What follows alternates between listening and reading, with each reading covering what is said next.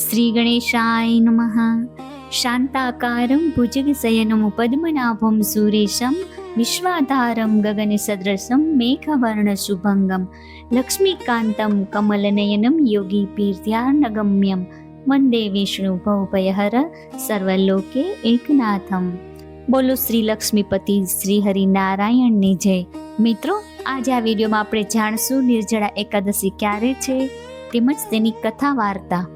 મિત્રો, જો તમને મારો આ વિડીયો પસંદ પડે તો તેને લાઈક, શેર અને સબસ્ક્રાઈબ કરવાનું ભૂલશો નહીં અને કમેન્ટમાં જય શ્રી કૃષ્ણ જરૂરથી લખજો. નિર્જળા એકાદશી એટલે કે ભીમ 11ને વર્ષની બધી એકાદશીથી શ્રેષ્ઠ અને કઠિન માનવામાં આવે છે.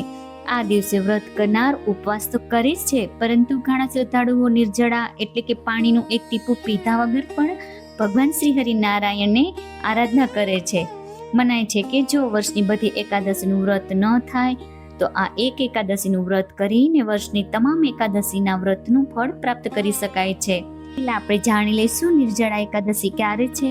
નિર્જળા એકાદશીનો પ્રારંભ 24 જૂન સાંજે 6:12 થશે, જ્યારે તે પૂર્ણ 25 જૂન અને રાત્રે 8:09 થશે.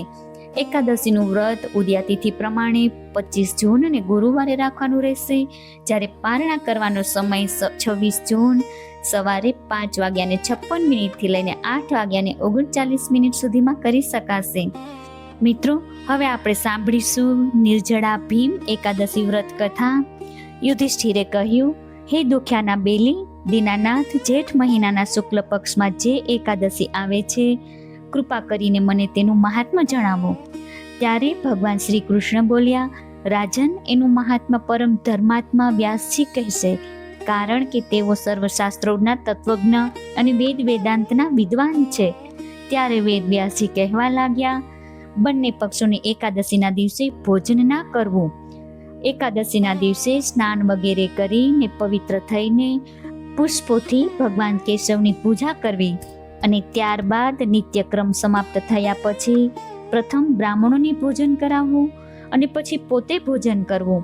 રાજન, જન્મના શૌચ અને મરણના શૌચમાં પણ એકાદશીના દિવસે ભોજન ન કરવું. આ સાંભળીને ભીમસેન બોલ્યા, હે પરમ પિતામહ, મારી વાત સાંભળો.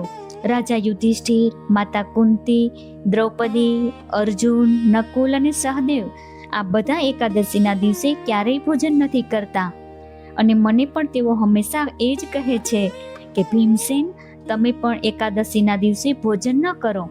પરંતુ એમને હું એટલું જ જવાબ આપું છું કે મારાથી ભૂખ સહન નથી થતી.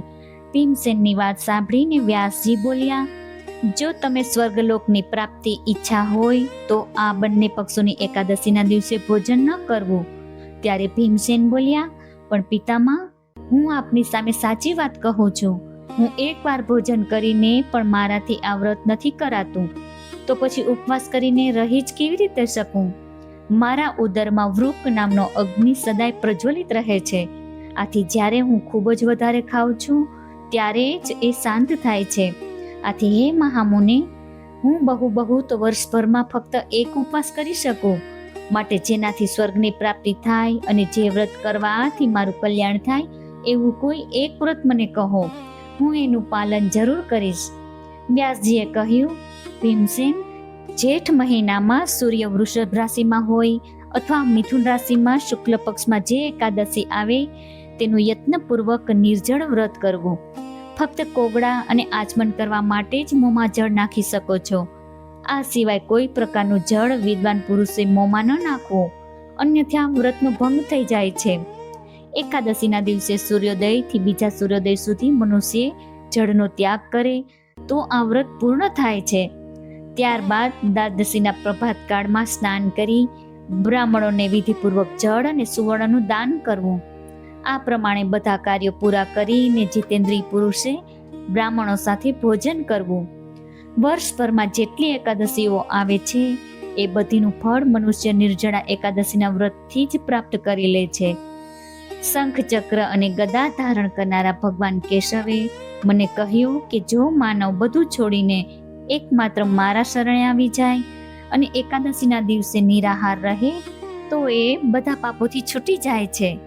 એકાદશીનું વ્રત કરનાર પુરુષ પાસે વીરશાળકાય, વિકરાળ આકૃતિવાળા અને કાળા રંગના દંડ પાસધારી ભયંકર યમદૂતો નથી આવતા. અંતકાળમાં પિતાંબરધારી, સૌમ્ય સ્વભાવવાળા અને હાથમાં સુદર્શન ધારણ કરનારા વિષ્ણુદૂતો આખરે આ વૈષ્ણવને પુરુષને વિષ્ણુના ધામમાં લઈ જાય છે. માટે નિર્જળા એકાદશીના દિવસે યત્નપૂર્વક ઉપવાસ અને હરિનું ભજન કરવું. સ્ત્રી હોય કે પુરુષ, જો એણે ભયંકરમાં ભયંકર પાપો કર્યા હોય તો પણ સગડા નષ્ટ થઈ જાય છે. જે મનુષ્ય આ જેઠ મહિનાની સુદ એકાદશીના દિવસે જળના નિયમનું પાલન કરે છે તે પુણ્યનો ભાગી બને છે. અને આ સાંભળીને ભીમસેને પણ શુભ એકાદશીનું વ્રત કરવાનું શરૂ કરી દીધું. ત્યારથી આ એકાદશી ભીમ એકાદશી કે પાંડવ એકાદશી નામથી વિખ્યાત થઈ. બોલો શ્રી લક્ષ્મીપતિ નારાયણ દેવની જય. મિત્રો, આજે આપણે અહીં સાંભળ્યા નિર્જળા એકાદશી વ્રતની કથા. મને આશા છે કે આપ સર્વને જરૂરથી પસંદ પડશે. ધન્યવાદ.